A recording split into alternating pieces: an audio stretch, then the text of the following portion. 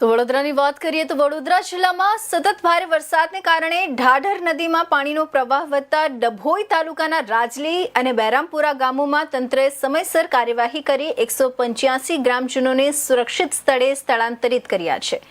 ગત રાત્રે પડેલા ભારે વરસાદના કારણે ડભોઈ તાલુકાના બહેરામપુરા ગામમાં ઢાઢર નદીનું પાણી ગામ તરફ ફરી વળતા તંત્ર એલર્ટ બન્યું હતું। સરપંચ, શાળાના આચાર્ય અને સ્થાનિક તંત્રની મદદથી 39 મહિલાઓ, 46 પુરુષો અને 21 બાળકો સહિત કુલ 106 લોકોને સુરક્ષિત રીતે શાળામાં સ્થળાંતરિત કરવામાં આવ્યા। સ્થળાંતરિત લોકો માટે ભોજન, પીવાનું પાણી અને અન્ય જરૂરી સુવિધાઓની પણ વ્યવસ્થા કરવામાં આવી। બીજી તરફ રાજલી ગામમાં પણ પાણી ભરાવાની સ્થિતિ સર્જાતા 37 મહિલાઓ, 24 પુરુષો અને 18 બાળકો સહિત કુલ 79 લોકોને સુરક્ષિત સ્થળે ખસેડવામાં આવ્યા।